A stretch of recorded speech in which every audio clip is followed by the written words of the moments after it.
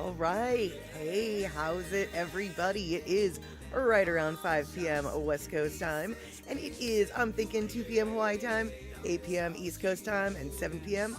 for our Central Time folk. I'm MadStatter. This is Chatter with Statter, and we've got a cram-packed show for you today, stream today. Got a bunch of things that I want to talk about because had to miss last show. We'll talk a little bit about that.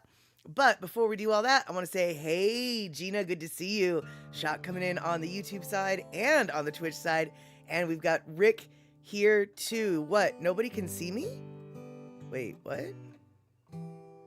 Am I not visible? What's going on? Okay, Gina, I don't know why you can't see me because Shock says she can see me and I can see me on the Twitch side. I don't have YouTube up, so I don't know if I'm up on YouTube or not, but Shock, you were on YouTube. Am I here? Can you see me do my face? It's my face. Do I exist? Am I here? I think I'm here.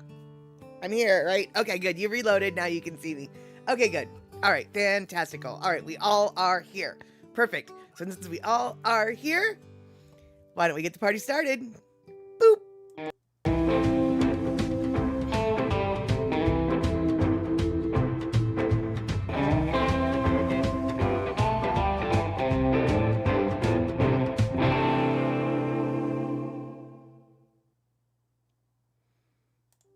All right, there we have it. Twitch being twitchy. Okay, so Twitch being twitchy, but basically I'm probably talking to YouTube folk right now. If you happen to be a YouTube person who has stumbled upon this channel thanks to the stream that I had about a week ago for the Merry Monarch festivals, I had the both the Awana and the Kahiko the full broadcast on my YouTube channel. If you have stumbled upon this chat show because of that, first off, I'm super stoked you're here. But most importantly, actually, if you are here and you're wondering what happened to those broadcasts that used to be on YouTube, why are they not there anymore? Well, you see, they're not there anymore because Merry Monarch Festival requested a copyright strike against my channel and YouTube removed both of the videos.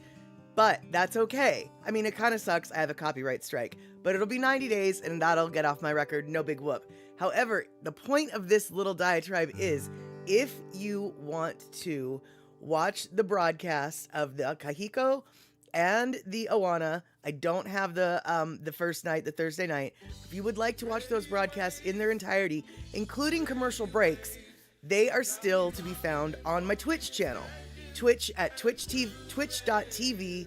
MadStatter is who I am here on Twitch and where I am here on YouTube, or who I am here on YouTube. So, if the YouTube people are wondering, why can't I watch that anymore? Well, copyright issues. But since Merry Monarch isn't publishing it and people seem to want to watch it, and I don't have trouble on my Twitch channel having it, it's on my Twitch channel. So if you do want to watch a repeat of those festivals, it's on the Twitch channel, it's in my collections, and so there you have it, Rabbit. And exactly, Shock, if you like what you see, smack the like button on the YouTube side. Abso-flippin'-lutely. Looks like Rick coming in, saying hey to everybody here, Chatter crew. Let's see if I missed anything while I was explaining what I did. Okay, cool. Not a whole lot of people with questions or confusions. So, to sum it up, I got a real copyright strike this time. Hey, Aveda, good to see you. I'm glad that you're sleepy. Keep sleeping. You deserve the sleeps. Aveda is my coworker at the tax office, and you see, the reason why I had to cancel the Sunday show was because I was focused on tax work. I probably could have pulled off a show on Sunday, but the idea of it was stressing me out so much, and I had a lot of other work that needed to be done, so I had to sacrifice something on Sunday. I'm very sorry to miss you guys. You really don't know how bummed I was to have to miss that show. It was a great relief when I finally decided not to do it, but I trust me, I would have rather been doing the stream than what I was doing, all right? I mean, I don't really need to explain to you which is more fun, and taxes is not the one that's more fun. Let's just put it that way, all right? All right, there you have it. And yes, Shock, you did deserve to sleep. You do deserve to sleep. I wish that I had a magic little, a magic something for you. I was gonna say magic bullet, but I was like, I don't know if sleep bullet. Let's not do that. Let's not do that. Hey, Thomas Turtle, good to see you. So yes, to sum it up for the people who just came in, I now have an official copyright strike against my YouTube channel because of the Merry Monarch broadcast that I did. But it'll go away in 90 days, so I'm not going to worry about it too much. And I'm still not monetized, so ultimately it really doesn't matter. Although, because of the Merry Monarch, I did end up getting a bunch of subscribers, and I'm much, much closer to being monetized now. So, if you haven't liked and subscribed yet, by all means, I would love it. Now, that's enough about me. You guys, Cola T, she's not going to be here today. She's on a train. Let's see, where is she on a train to? Let's find out. Currently on a local train heading south from Hiroshima, spending a day where my ancestors lived and where Mr. P and I first met 20 years ago. Sorry to be missing your stream today, but lots of videos coming our way. And so, and let's see here. Yes, Shock, I want to just get monetized, not just for on principle, because I want that ad money, man. I mean, even if it's 3 cents a month, whatever, dude, it's an extra 3 cents a month. So there you have it, Rabbit. And let's see here, Shock, we'll be on a train in Thailand in November.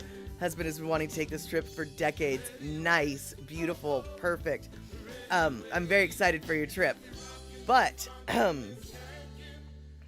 me just tell you right now, the trains, I don't know about in Thailand, but I'm guessing in Thailand, are way different than the trains we have here in the United States. And I can tell you this because this is what Bacola T, hey Mama Sean, so good to see you. This is what Bacola T sent me earlier this week.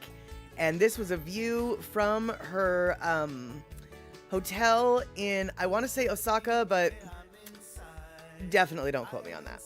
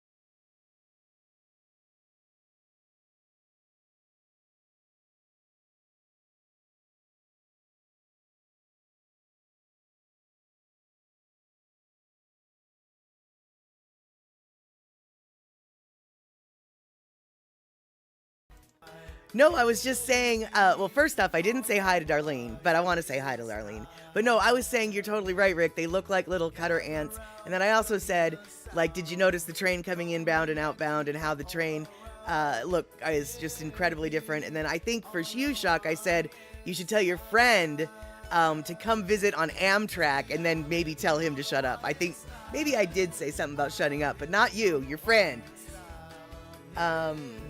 So, wait, I'm confused. The music now can go up a notch or two? Alright, I just put the music up a notch or two. But this playlist has very, varying volumes, so if I need to turn it back down, let me know, because once again, you guys, I'm flying deaf. Hey, Kenny from the Cove, good to see you. You've mentioned him, the Amtrak debacles. All right, good. So, yeah, so that was in Osaka, I think, but either way, oh, you think my voice needs to come up? Oh. That's weird. That's weird. I always have my voice maxed out, oddly enough. And I guess the microphone decided, that's too much, sister. And it turned me down. It turned me down without me knowing that I turned it down. All right, so here we go. I hope that the levels are better now. Let me know. And let's see here. Kenny made a pepperoni pizza pie today. Yum. Not little bit jealous. Hey, Puzzy Cat, good to see you. Finally here. And let's see here. Darlene, or Shock, is telling Darlene, not too bad. Got your expensively repaired car back. Got to drive the BMW a bit. Feels super different. I don't know if you mean your fixed car feels different or if it's the BMW that feels different. And let's see here. Okay, so I had something that I was going to say. Oh, I remember what I was going to say. All right, you guys. I've already gotten a copyright strike, so who knows? I might get another copyright strike for this. But I saw this last night, and oh my goodness. I had to share it with all y'all, because we've spent a couple minutes here. We've spent more than a couple minutes here talking about rice. We've spent more than a couple minutes here talking about how to prepare rice. We've spent more than a couple minutes here talking about rice cookers. So, given the context of some of our conversations, I feel like all of us know a little bit about rice. Not a lot. Nobody's necessarily claiming that you could even make it, but we at least are aware of things. Well, y'all, I found this precious YouTube channel. It's Josh and his mama. And Josh and his mama, Josh always films Mama cooking some things. And sometimes Mama's idea of what there is to cook is just horrible. But you know, because her idea of a casserole, a delicious casserole, is hot dogs covered in sauerkraut and then American cheese slices on top, baked. It's good, Josh. It's good, it's delicious, Josh. Mama loves her simple foods. All right. Josh is trying to have Mama do more, better, different things. And so, Mama is all for this, and she is learning, and she's excited to learn, and Mama got herself a rice cooker. And so, I just want you to, I just want to share this with you. Oh, Lord, Mama. What? What have you done got into? I found this at the Goodwill store yesterday. What is it? A rice cooker? Well, it's a multi-cooker. It's a multi-cooker. It does all of that. Wow. But the real question is, do you know how to use a rice cooker? Josh, it can't be that hard. Oh, Lord. What? It's a little messy. Oh, we're gonna clean it up. All right, so walk me through it since you know what you're doing. All right, so it says to add the rice first, so we're gonna take a rice. Yep. We'll put it in there. Okay. All right. Now I gotta Looks good so far. Yep, now I gotta add some water, and that's it. Wow. So now we're gonna add some water. Okay. All right, we'll close it up. Now, here's the cool part. We got white rice, brown rice, and we got flash rice, which I have no clue what flash rice is. Okay, because we're cooking white rice, we're gonna do that. Well, hold on. It's on. Oh, So you just push the button and it does its own little timer thing on it. You don't have to put cook time on it. It's still going around. I don't know. Maybe it don't work. You jinxed me when you said it probably don't work. What are you doing? Don't go messing with it now.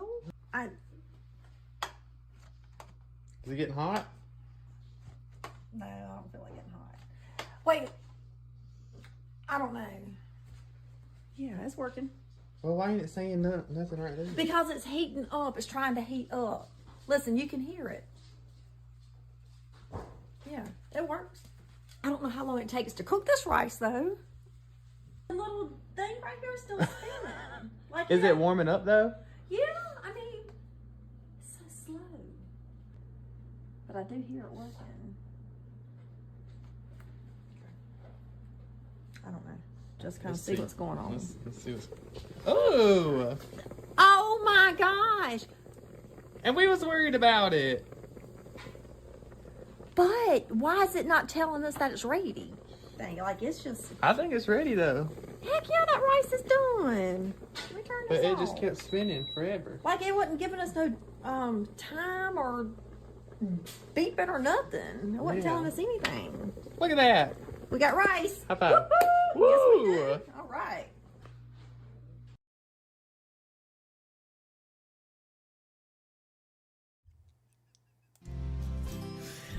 I know I should not laugh, but oh my god, how can you not laugh? And I guess as it turned out, the rice, the rice looked as good as boiled in the bag rice is ever gonna look. But okay, now y'all, Mama might seem a little slow and a little stupid and stuff, y'all, but she got better things to do because you know what she does in real life? She's a flippin' nurse. She's actually a nurse in her real day job. So, even though she seems like she is maybe dumb as a stump, she is clearly not. Cooking is just not where she's talented. Her talents lie elsewhere. Important places out of the kitchen, apparently. I don't really think she needs to be spending much more time in the kitchen. And I will tell you this, the comments on that particular video on their YouTube channel, I think it's called Josh and Momma or something like that. If you want to watch, if you really do want to watch, because the videos really are not more than 2 minutes long each time, maybe 3 minutes. They're funny. I mean, because she is just clueless in the kitchen. She is just clueless in the kitchen, and it makes for fun. Josh was brilliant by putting his mom on the internet because she is just clueless in the kitchen. But like I said, she's got better things to do than worrying about feeding people. She's taking care of people at the hospital. So I will laugh at the content because it's meant to be laughed at, but I'm not laughing at Mama. Please understand. I mean, I'm laughing at her a little bit. She put bags of rice in the rice cooker. Oh, but anyway, on their particular page, all of the comments were giving Mama instructions on how to use the rice cooker. So hopefully there will be a part 2 video of when she actually like does it for real. Because when I saw, you know, the thing is, if you don't watch that channel and you see her throwing the bags in, I'm sure you're just like, oh, this is just for show. But actually though, it's just like, no, if you've watched other stuff, that is something Mama would do. That tracks. That's exactly, she's all about pre-made instant stuff. So it wouldn't even occur to her that rice doesn't come boiled in a bag. You know what I mean?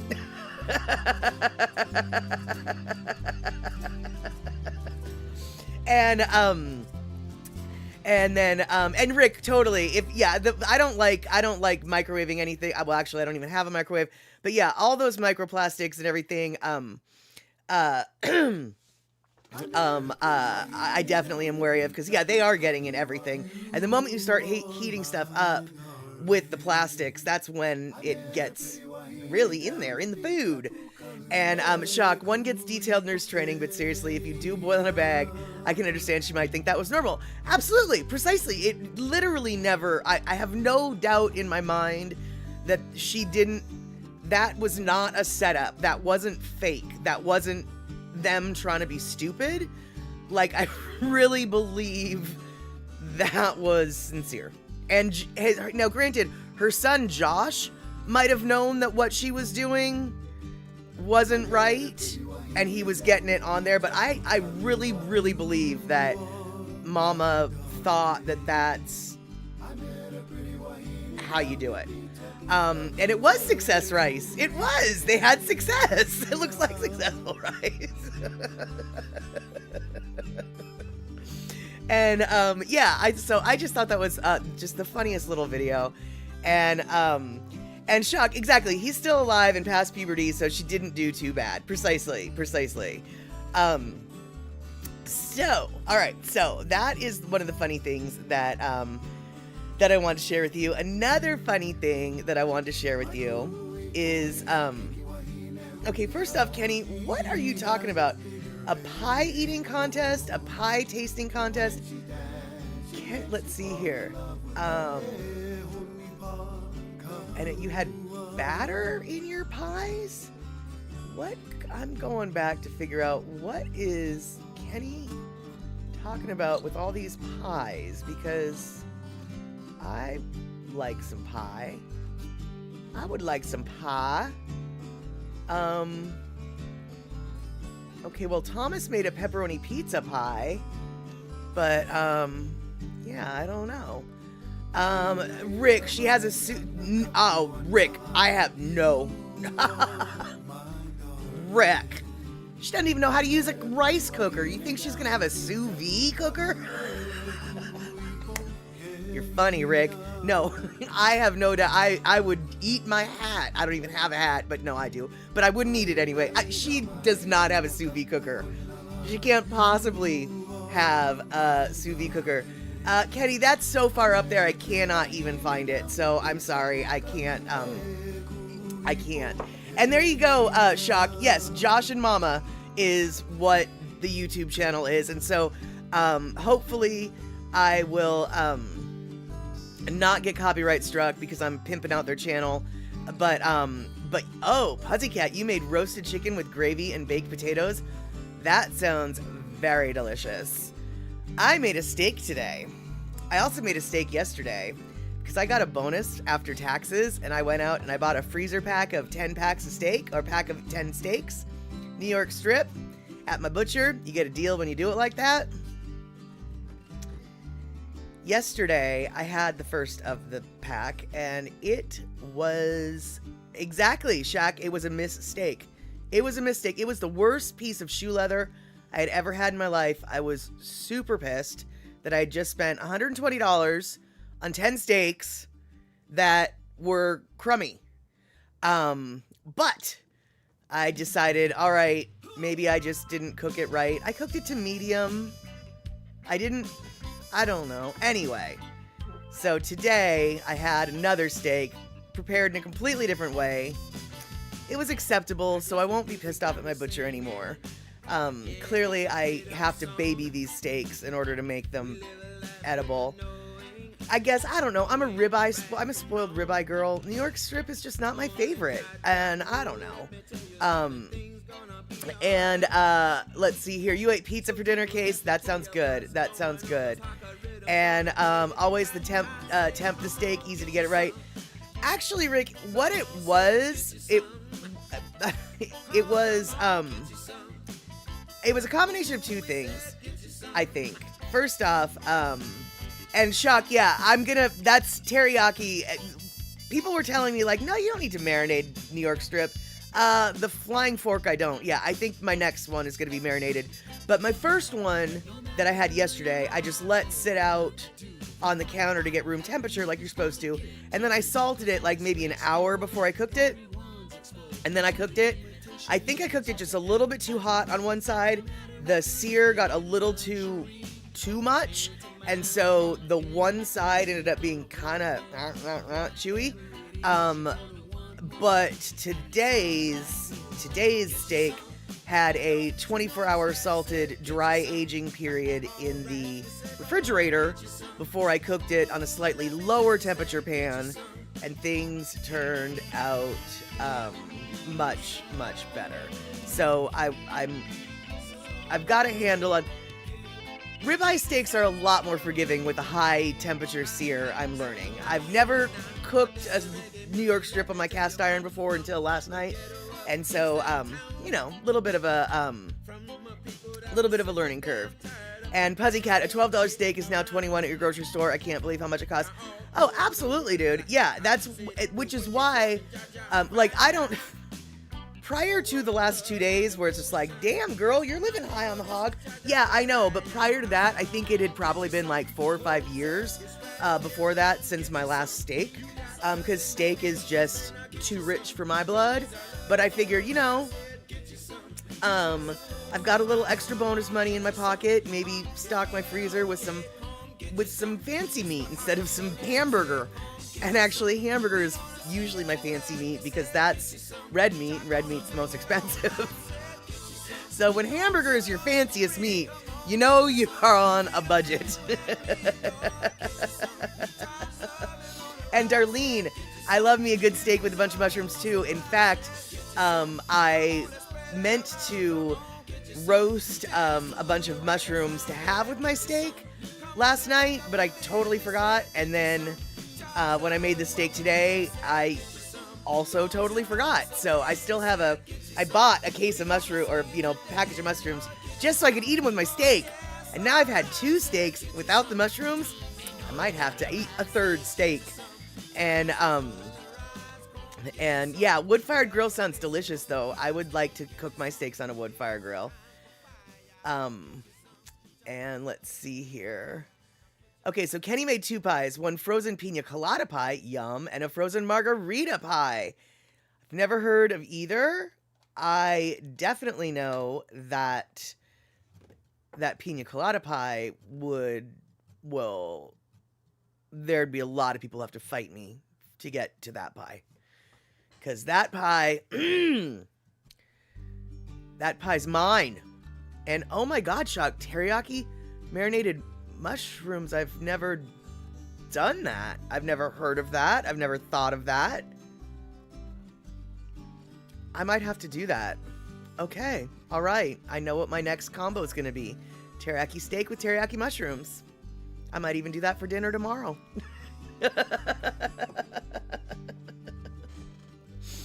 Okay, you guys. So,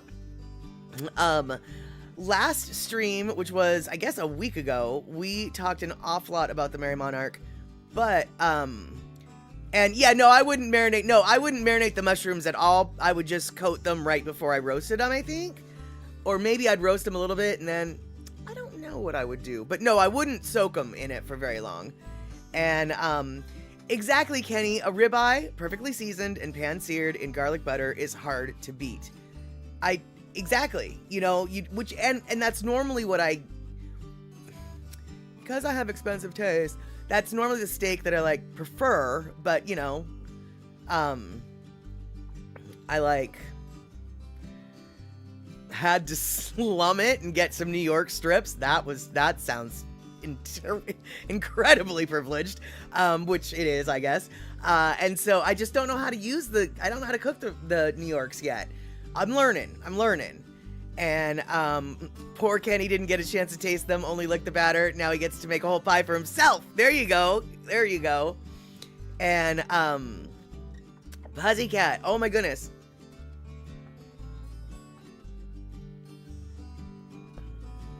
Puzzycat, you know that I liked the Ford versus the Ferrari movie, unless you didn't stay until the end. For those of you who don't know what he's talking about, last Saturday on Statterbox at the cinema, we watched Ford versus Ferrari, and it was a 2.5 hour long film. Normally 2.5 hour long films are way too long for my attention span to even think about handling, and I managed to handle it very eagerly. Phenomenal film. Every minute needed to happen. There wasn't a lag part. There wasn't a slow part. There wasn't a piece of the story that we really didn't need for the whole arc. Everything was necessary, and nobody told me that I was going to need Kleenex at the end. And let me tell you, if you don't know how it ends, I'm not going to tell you how it ends. You're going to need Kleenex, okay? You're going to need Kleenex. But before you need Kleenex, you're going to need some blood pressure pills, because Ford is going to piss you off. Or rather, let me rephrase that. Ford really pissed me off in that movie. Yeah. Yeah, I didn't know that he did Pussycat, and so I was shocked. And I was shocked. That was a plot twist I just did not expect. And Kenny from the Cove, yes, pan-seared ribeye is on page 1 of the meat section in the Bachelor Chow cookbook. Absolutely. Makes sense. Makes sense. And, but, so, oh. Oh, yeah, Darlene, were you, yeah, you guys weren't here. Yeah, it's a tearjerker. Okay, first off, Darlene, I'm thinking that you and I are maybe on the same page in the sense that it's like, a movie about cars. A movie about racing. How much do I really care about that? Dude, the story is so good, you care about that. It's a good movie. It's a good story from start to finish. And there's a lot of stories within the story. All right, hey Deb, good to see you. Thank you so much for swinging by. And Gina, I don't think he did. I don't think it was a planned thing. I think it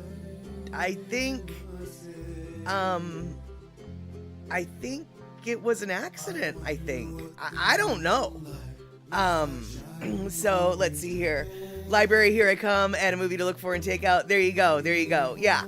Yeah, watch it at your own leisure. Watch it at your own pace, for sure. But, but last stream, not the movie stream, but the, yeah, they were on the closed track doing some kind of testing, and then there was the crash, like I said, and they don't really, I mean, they don't, yeah, he was testing the GT40. I don't think there was any illusions, not illusions, to him being suicidal, so I don't know.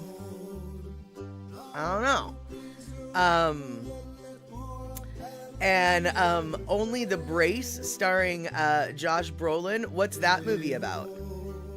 And let's see here. Trail Dust coming in to say hi. How's it, Trail Dust? So good to see you here today. We were talking about steaks before and how I made a really crummy steak, and now we're talking about Ford versus Ferrari, the movie that we watched this last weekend. And then we're also talking about a movie called Only the Brace, starring Josh Brolin. I don't know. Oh, Only the Brave, starring Josh Brolin. I still don't know.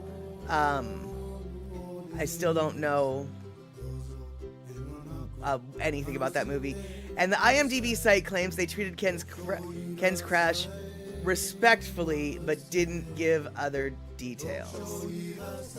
Right. Yeah. So, that seems to put an implication of what Gina was wondering. But yeah, I know nothing. I literally know nothing about that context. I know nothing of it so much that the end of the movie was literally a surprise to me. I was stunned. So yeah. So, and Shock, you can't watch the sad movies. Fair enough. It wasn't really sad until it got sad. But it was a really good movie until they pulled the rug out from under you.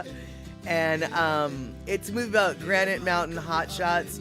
Oh, the wildfire company out of Prescott, Arizona. Got it. And then there's another old racing movie about Formula One called Grand Prix. Got it. And Gina, precisely, it was riveting. I see what you did there. Clever girl.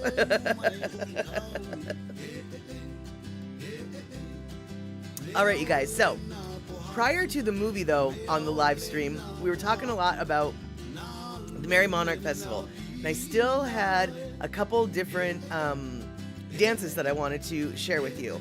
So I wanted to share this one with you because it actually ties in to a Lono song. Lono had done this song on, I believe, Old Style 2, maybe Old Style 3. I don't know. Doesn't matter. I'll tell you later. I can find out. And it's a song, with, guitars and songs and stuff. Well, that particular song, am I going to get another copyright strike? I don't think so, Shock, because when I showed all of the clips from the Academy of Hawaiian Arts, in their little synopsis, that didn't get copyright struck. Just the full length stuff got the copyright strike. So I'm going to continue to push the boundaries, and I'm nothing if not pushy. And so I wanted to share with you this particular song because this dance is a Kahiko dance. This is the song that Lono did, but done in its original version, which actually was a chant.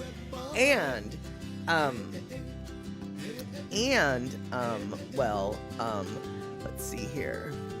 Hold on, I gotta find it. If you want to know the words to the chant, this is how the song goes in the words. Oops, hold on. There we go. That's the first half of the song. What does Frisky do? Frisky goes horseback riding. What does Frisky do? Frisky swings her hips. Reach up high, oh Frisky, away up high. Reach down low, oh Frisky, way down low, oh Frisky. What does Frisky wear? Frisky wears silks. Now tell of your deeds, Frisky, Frisky, how you do it so well, oh Frisky.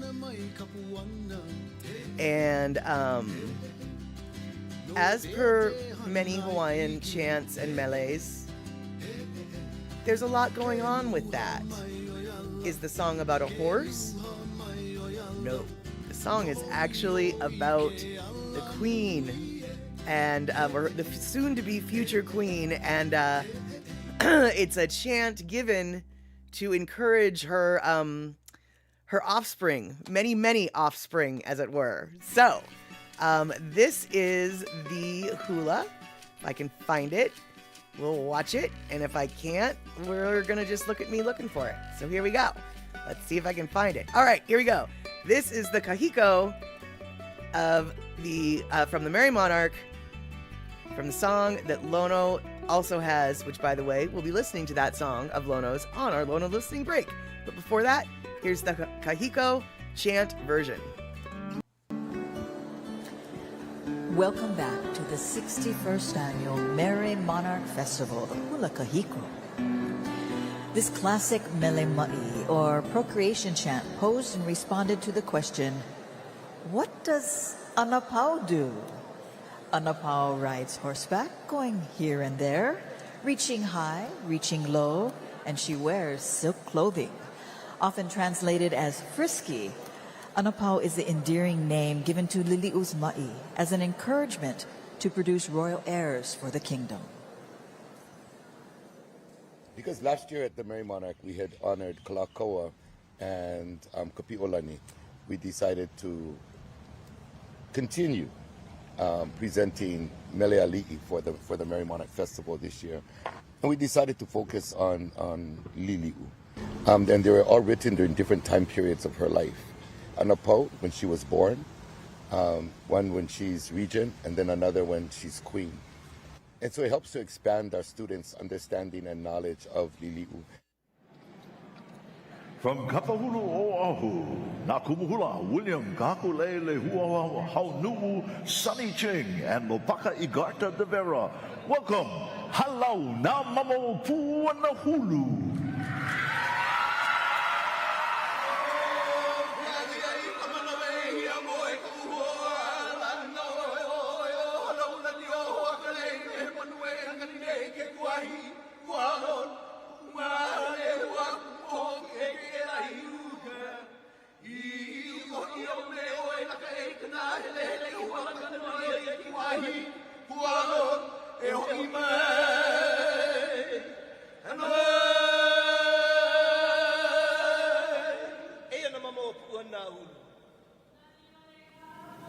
We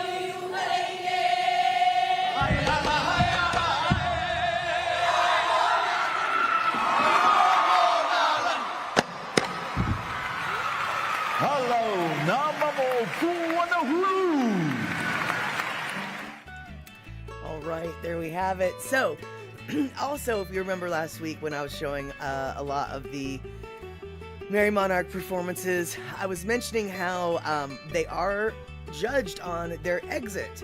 And you might have noticed that that particular exit was a little bit different than some of the exits we saw last week. Some of the exits we saw last week were just dumb. They were done. They were done with dancing and they just exited neatly and nicely. But as you can see, this particular halau took their exit to a whole other level. Their exit became part of their performance. And there were several other halaus that managed to do that as well. And that was something that I had never seen before in the prior 2 years. So I think that this is going to be a trend that other halaus are going to start expanding upon when going to the Merry Monarch, taking their exits to the next level. And they're not just exits, but they're actually part of the performance. Because as I said, they actually are judged on their exits. So that is the Kahiko version of Anapau. But now we've got our Lono listening break, and this is Lono's version of the same song. Boop. Okay, some of my childhood raised here on Molokai, Pu'uohoku Ranch. 14,000 acres, 7,200 head of Charlet brand cattle from Canada. There's a cowboy there, Paniolo, named Imonaki, James Imonaki, one of the oldest cowboys on the ranch. But as a kid, I got to work with him, putting up fence poles, hanging gates, fixing pipelines, and he kind of talk like this. He talk like this. He got the gravel voice. I'm gonna use his voice on this song. Anapau. Let's go, gang.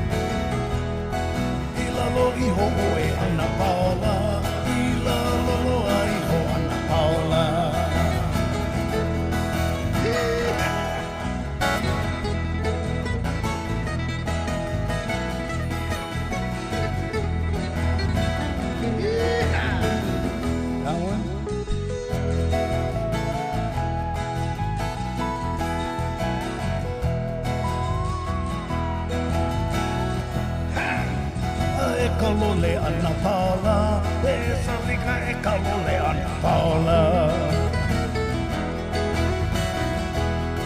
Ekalole Anapau, Esalika Ekalole Anapau. Aina kumai Anapau, Anapau ikaleva Anapau.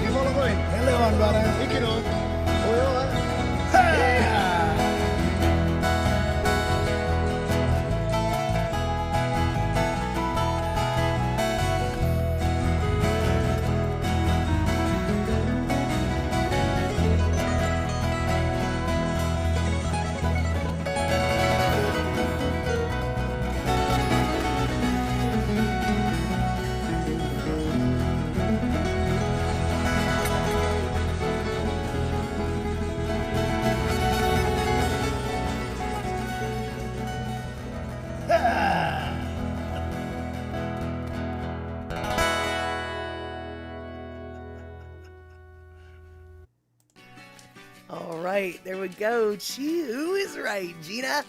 So, as you can see, same song, very different song. One chant, one melee, very, very different sound to both of them, but same root source, same words, basically. Okay, so now, you guys, so Kenny from the Cove is bragging about all the things that he's making for his friends and stuff. And Pussycat, I'll say it again, that's a beautiful Martin guitar. Yes, he does have a collection of many beautiful guitars, and as it turns out, bass guitars too. He has been recently playing on Molokai every other Friday at Hotel Molokai at who is it? The Heroes Ohana Grill, and he's been playing the Pauhana Friday afternoons from I think 4 until 6 or so every other week. But on his off weeks, like this last week, he went on stage with one of his friends, and his friend was the one that was headlining and singing and playing the ukulele, etc., etc. But Lono was actually on bass guitar, and he finally claims to have gotten his videotaping of his shows maybe under control. He's been trying to videotape his shows for the last couple weeks that he's been doing them, but various and assorted technological difficulties have prevented it each time. But this last week, he did get some video of him playing bass and of the entire show. So there is video proof that he plays bass. I have not seen the video proof, but I've heard tale that it actually exists. So there you have it. Not only does he have beautiful guitars and beautiful ukuleles, I'm sure that his bass guitar is equally wonderful as well. Because my best guess is he doesn't have crummy instruments. But I wanted to also share with you guys, this is a completely different subject now. Well, it's a completely different subject that is the same subject as we always fall back on. What subject is it that we always fall back on, you guys? What do we always talk about and talked about earlier in the stream and probably will end up talking on the stream? That's right, food. That's right, food. But here's the thing, okay? This food is a little bit different. I wanted to show you what one of my friends posted today on his Facebook feed. And I want to ask you, do you do this for your dog? Because he does this for his dog every morning. Every morning, she wakes up to a doggy charcuterie plate. Do you see that? Do you see that? Do you feel like a bad pet parent now? So we've got chicken jerky in the middle. We've got a Greenie's dog bone to help brush her teeth when they're done. We've got some sort of other dried meaty treat. Of course, we've got peanut butter on the plate for not only delicious cement, but also to give the whole thing a little panache. You know, a little bit of, it's a fancy pants thing. You know, a chef had to make it look good. It's all about the plating. That's what I'm trying to say. It's all about the plating. So we've got 4 biscuits, a greenie bone, 2 things of jerky, and the peanut butter. And you're just like, what dog could possibly deserve all of this? And yeah, Darlene, what? Sorry, but I did give treats to my pup, but not on a board every morning like this. Yeah, dude, Freya is the dog, and Freya is spoiled. That's Freya looking at a car right there. That's Freya getting more treats throughout the day. That's Freya and the man who makes that for her every morning. That's Freya. Once again, that's Freya. Freya is probably the most spoiled dog in the entire world. And yeah, I think the squares, I don't know if they were homemade, but I think they were like from a dog bakery, or whatever. Definitely not from a box, that I can tell you. But Freya is quite possibly the most spoiled dog in the entire world. And there you have it. Her people love her to death. They take her on walks every day. And when I say take her on walks, I mean like 6-mile walks. Because here's the deal. her owners, the guy in the picture, he runs marathons. So taking a 6-mile walk is like a warm-up for him. And her other owner is not a professional bicycle racer, but like he's very serious about his bicycle hobby in the sense that he can ride from Seattle to Portland on his 10-speed in one day. And that is actually a biking event that takes normally 2 days to conquer. He will do it in one day. So needless to say, both of her parents are very athletic. And so 6-mile walks every day, not a big deal. Not a big deal at all. And exactly, totally cute pup. She is very lucky to have such an owner. And Mama Sean, your brother-in-law was a chef and he cooks his own dog food.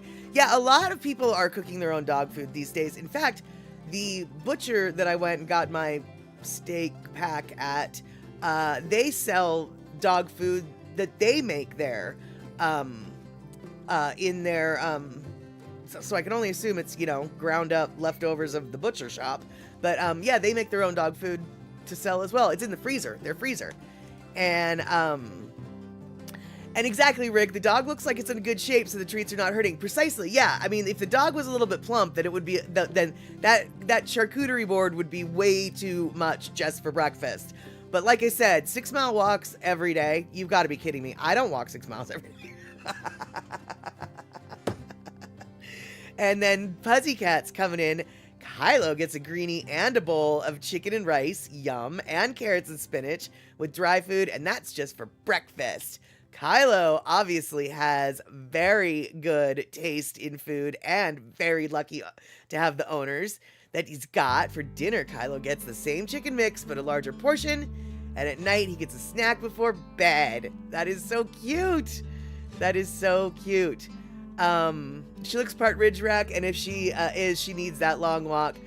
Yes, it is very bougie. That is true, but these are some of my bougiest friends, I'm not gonna lie. And I don't know what she is. I do know that she is a rescue, and I do know that she had a very traumatic life before my friends adopted her. And I do know that whatever was part of her trauma in her previous life was very male-based. And so the adoption agency was really uncertain about adopting her out to 2 men. But as it turns out, she's gotten over a lot of her trauma. They've taken her to, training school. They've worked with her a whole bunch. And she always liked them from the start, but other males she wasn't fond of. But she lives on Capitol Hill in Seattle, which is full of a bunch of gay men. So she's kind of surrounded by men now, and she needs to learn to get over it. And with the support of her humans and her training, she has basically gotten over it. And I can really only assume the charcuterie board is helping in that. And let's see here. And yeah, Puzzy, totally. If you're gonna feed Kylo like that, you've got to make it every 2 weeks and then freeze it. Abso-flippin-lutely. And Lady Misty, good to see you. You're there lurking, eating dinner. Zoe's waiting for her steamed honey ham. There you have it, rabbit. And let's see here.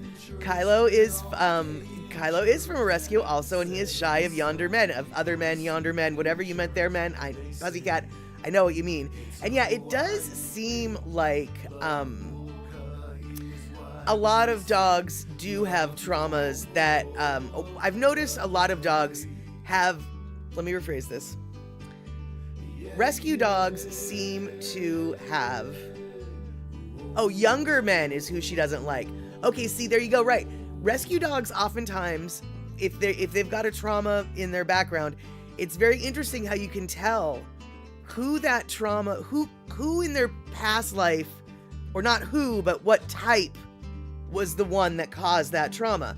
If, for instance, your dog Kylo, obviously it was a younger man who was not nice to Kylo. My boss had a dog who for a few weeks lived with a man who was very tall and skinny. And so for several years after that dog came to my boss's home, tall, skinny men were just no. It wasn't men, it was tall, skinny men. And so everybody, you know, everybody, or every dog seems to have their marker of like, oh, it's that, you know, and let's see here, your William was a rescue and had issues with men as well, right? And so it's fairly clear that, you know, was probably a man who abused your rescue. And wow, Puzzy, someone had 11 dogs and Kyla was the runt. Good. Well, I'm glad that you got that little runt out of there. And yeah, Darlene, exactly. You can totally tell who, you know, I mean, like I said, not who it was, or maybe sometimes you can if you know enough about their background situation, but if not necessarily who the, you know, the prototype, as it were, yeah. So hey though, let's see here, who was it? It was Lady Misty, I believe it was, who's lurking there eating dinner. What kind of dinner are you having? Are you by any chance having chili? Or are you by any chance having curry? Because I would like to open the floor to a topic of conversation that we touched on before, but now I have more information about it. And that question is chili a curry? Can American Texas style chili, or not even American Texas style, but you know, the Tex-Mex dish that we call chili here in the United States, is it a curry? I say, yeah, it could be. But I'm open to other arguments as to why it could not. But the deal is, you guys, the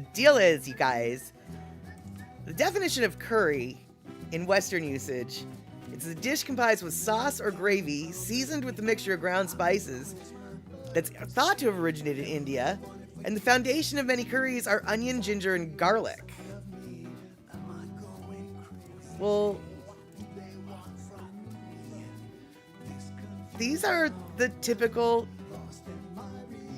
ingredients in chili versus curry. The only thing I'm really not seeing is the sweeter stuff like the ginger, cinnamon, and cloves. But I do know that some people put cinnamon in their chili. And so, Darlene, I'd say it's a curry because of the spices used too, besides the sauce or soup bases. See?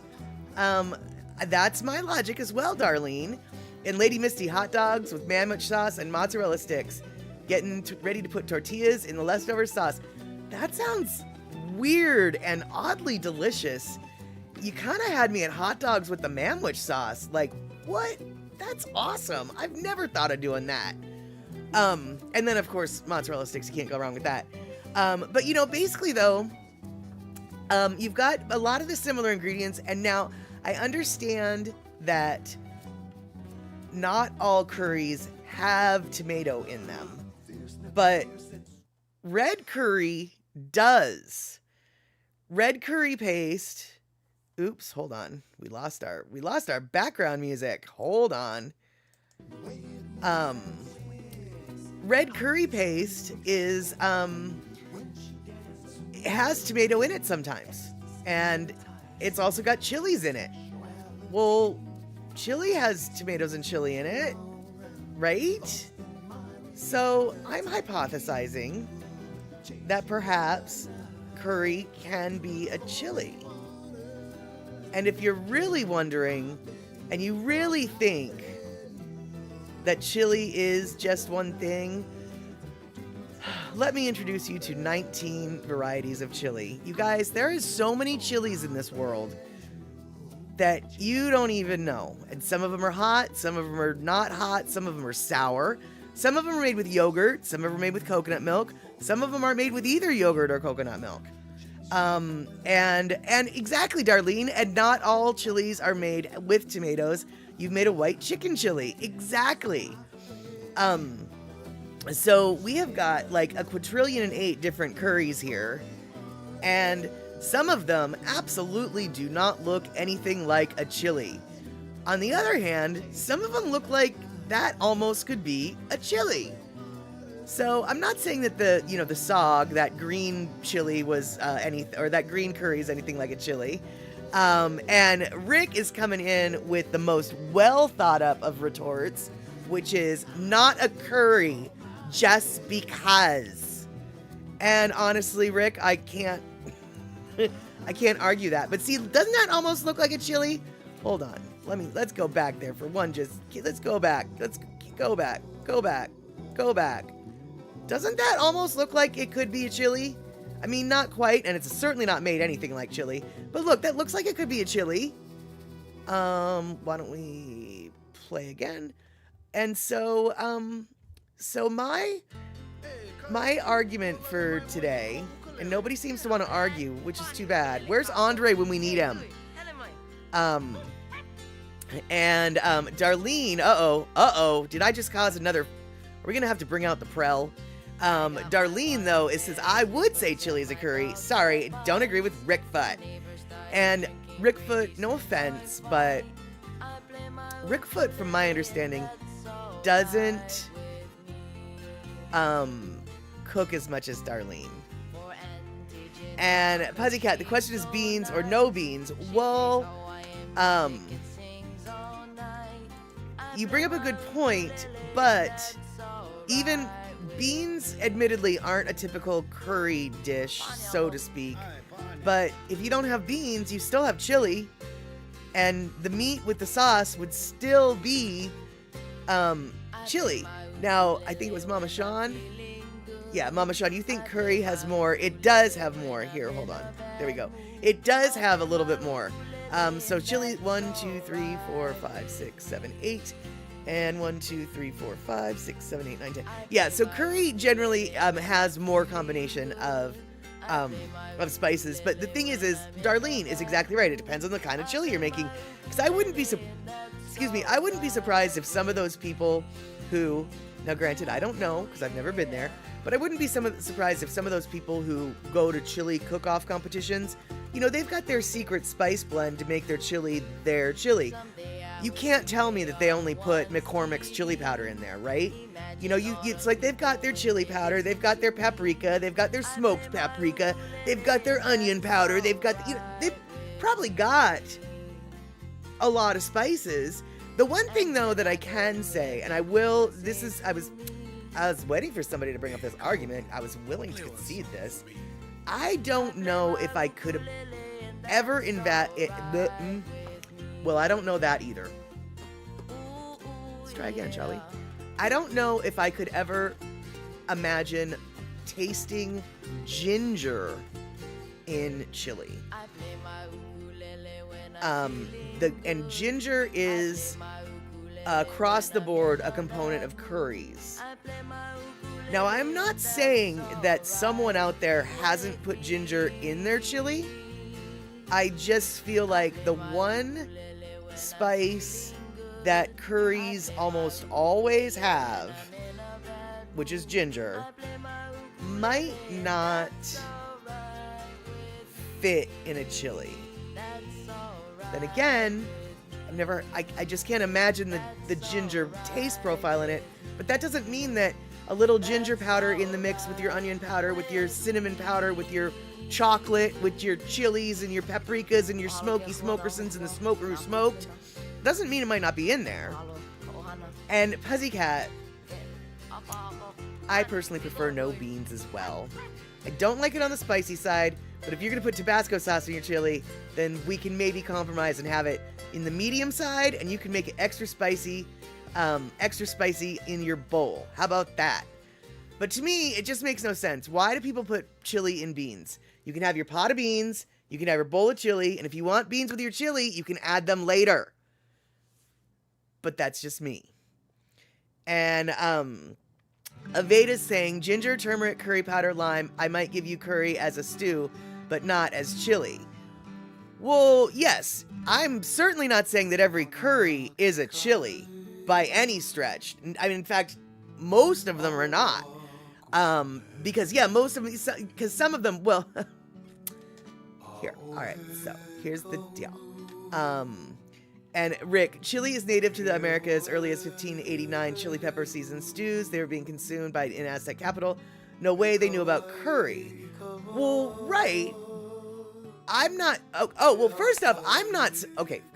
First off, I'm not suggesting that chili evolved as a curry or is an offshoot of any kind of Indian curry. No. That's not what I mean. But what I mean is, like, you know, a square is a rectangle. It's also a square, but it is a rectangle. Well, chili is the square, right? It's chili, but it's also something else. Are you picking up what I'm laying down? And so, because, yeah, no.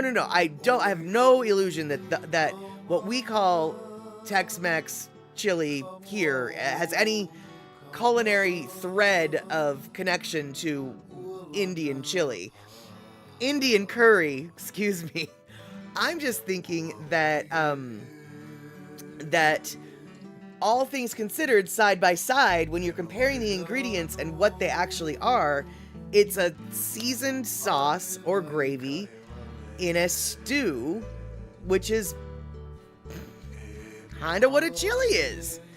And let's see here, Darlene, you've even heard of a person adding a dash of cocoa to their chili, something to bring more depth, they said, to their chili. Yeah, sort of like a mole sauce, because in parts of Mexico, they add cocoa powder to when they grind up their chilies, and their chili paste ends up being hot and spicy with the cocoa powder as well. And so, let's see here. Shock is throwing on, I'm assuming, it's a book. Curry Cooks Conquers Lizzie Collingham. All right, there you go. And Aveda, the rectangle is just soup stew. Exactly. Or in this case, actually, the rectangle would be curry. Is really actually what I was talking about. But I guess that works too. In which case, the curry is also a square within the rectangle. But I still think that chili and curry do have an overlap. Only because there's a quadrillion kinds of chili, you guys. Because some chilies are obviously, you know, the yellow chilies and the green chilies are obviously not anything to do with the yellow curries and the green curries are obviously not anything to do with chili as we know it in America. And okay, Shock, now your husband would be a great person to have part of this conversation because he entered a curry into a chili cook-off. So is chili a curry? Well, if curry can be entered into a chili cook-off, then I dare say a chili is a curry. And I would give you a Venn diagram on it, but more of a sliver, but definitely not two circles. I have 19 different curries to show you, Aveda. You would see that it's more than just a sliver.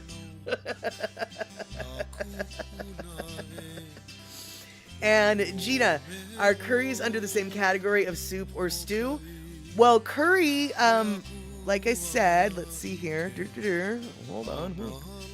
Curry is a dish composed with a sauce or gravy seasoned with a mixture of ground spices. So, if I would say that sounds like a stew to me. Maybe not a soup, but a stew. I do know that within soup circles, though, soups are stews and soups are generally considered one of the same because no one can come up with a strict definition of what makes one a soup versus one a stew. So there you have that. Shock, most people don't put coconut milk in their chili, but then the Thai redneck curry doesn't have any either. And actually, a lot of curries don't use coconut milk at all. They might use yogurt, but some of them don't even use any kind of dairy or cream or milk type thing. So I know that everyone thinks of coconut milk with curry, but if we go through, and I'm not going to make you, I might make you, But if we go through all of, if we go through all of these, there's 19 different curry recipes on this photo slideshow right here. 19 different ones. And if you go through and look at them, coconut milk is actually only really a part of the Thai stuff. India uses yogurt, and not everywhere even does that. The African curries don't use either. And the Sri Lankan, the Ceylon curry, also none of that, uses some fish sauce. So you know, it just, and the Trinidadian one, counterintuitively, doesn't use a coconut milk either. And so, so there's, you know, there's a lot of different kinds of chili. I mean, did you guys know that there's a Portuguese chili? Hold on, wait. Stop.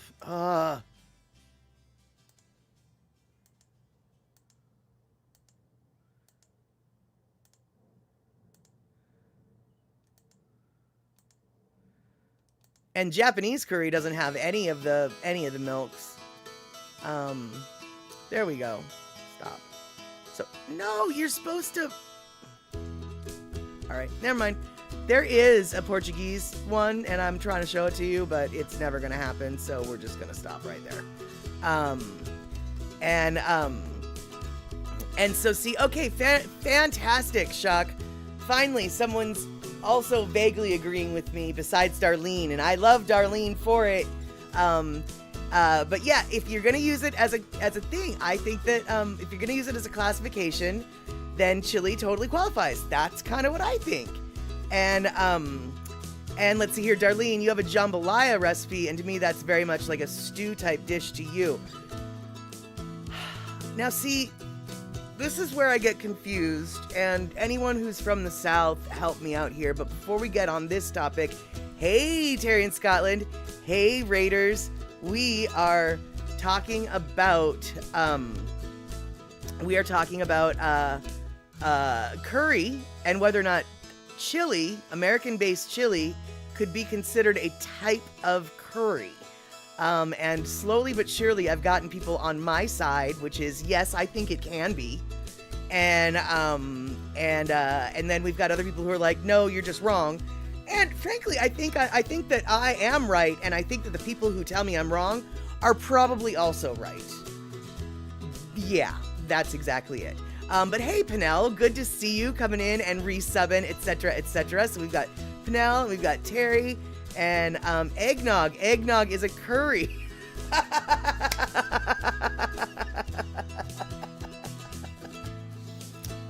Okay, let's go back to the original definition that we started with the curry, and I'm not arguing. Let's go back and let's see, does Nog curry? Does Nog curry? Can we make eggnog a curry? So, in Western usage, it's a dish. So already a dish, I don't know, but it is so heavy that it is a meal. So let's say that eggnog is a dish composed with a sauce or gravy. Well, eggnog by definition would be the sauce or gravy. I don't really know. I don't really know if I'd call that though, because it's okay. I guess now the question is a curry just the sauce, or is it the sauce mixed with the stuff? If the curry is just the sauce, then yes, I believe that eggnog would be a curry. But if the curry is the sauce and the stuff, you'd have to pour eggnog on potatoes or something to make it a curry. I don't know what you'd pour eggnog on to make it a curry, frankly.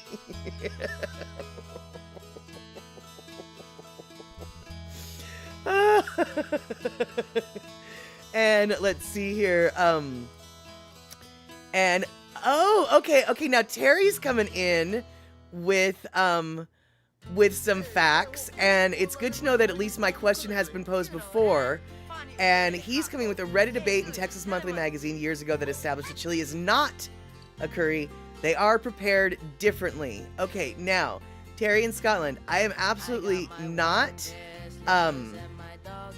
I am not arguing with that premise, but I am asking you if you remember what the preparation differences were. Because this might be exactly the exact nuance that will sway my argument against what I thought, you know? So I am curious, like, what the definitive, like, no, curry's done this way and chili's done this way and never the twain shall meet. Do you remember what the preparation differences were? And if you don't, yeah, I'm gonna go down a rabbit hole and figure it the flying fork out. In fact, Texas Monthly, you say? Is that what that magazine is called? Because, yeah, okay, first off, I just wrote down Taxes Monthly. But what I really want to write down is Texas Monthly. And, indeed, Shock, most curries lack rum. That must be admitted. That is very true. And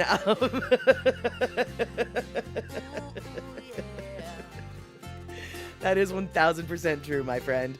I mean, that doesn't mean that you can't sip on the rum while you're eating the curry, I guess. But yeah, not the same. I don't think it's the same thing. I'm gonna say that maybe Egg Nog isn't, but and let's see here. Oh, okay, Shock. But now that you've thought about it, you'll have a word with Chef about the next Penang. Okay, cool. I would be very curious because, I mean, seriously, I posed this question as just sort of a smart ass, but then the more I got thinking about it and the deeper I got into the research, the more perplexed I got. And then last night I was at the Chinese food restaurant and one of the cooks came back to the bar and he had made a curry a couple weeks prior for the staff meal, and I eat the staff meal when I'm over there because they just give it to me. And so I knew that he knew how to make curry. And so I said to him, I was like, is chili a curry? And he thought about it and he was like, no. And then I was like, why not? Here's why I think so. And he thought about it and he was like, huh, that's a good point. You might be onto something. Maybe chili is a type of curry.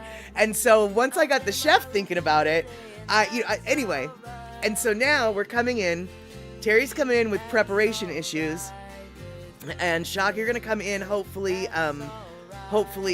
with some other chef perceptions. I'm very curious about this. And Terry, yes and no. If you were here earlier, you would know how wrong you are. But you weren't, so I'll let this slide.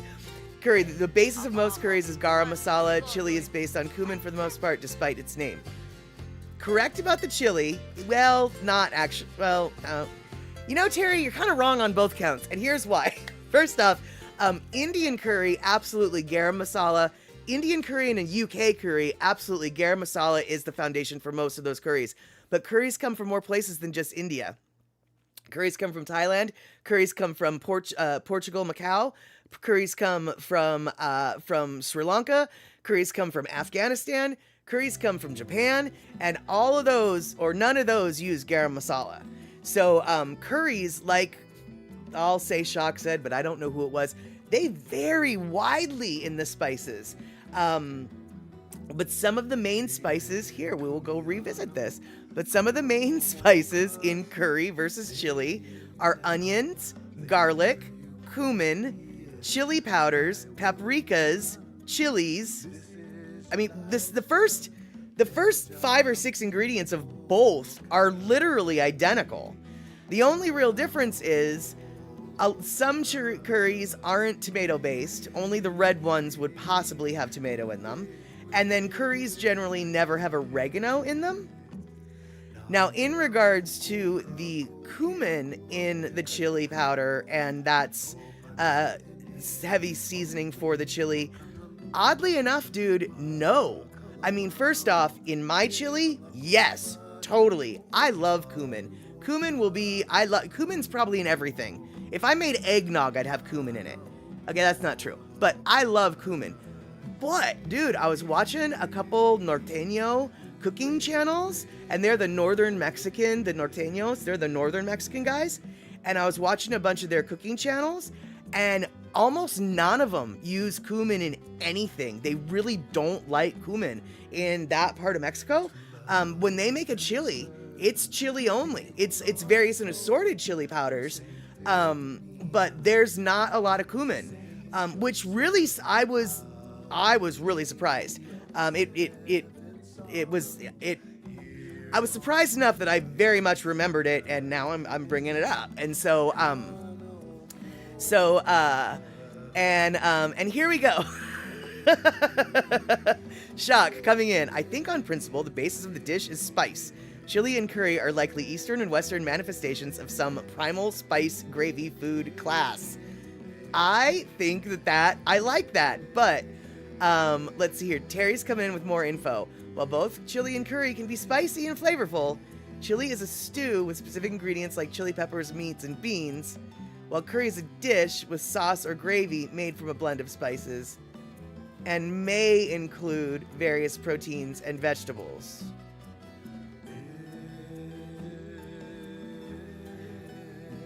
So, based on what Terry just said, Egg Nog is totally a curry.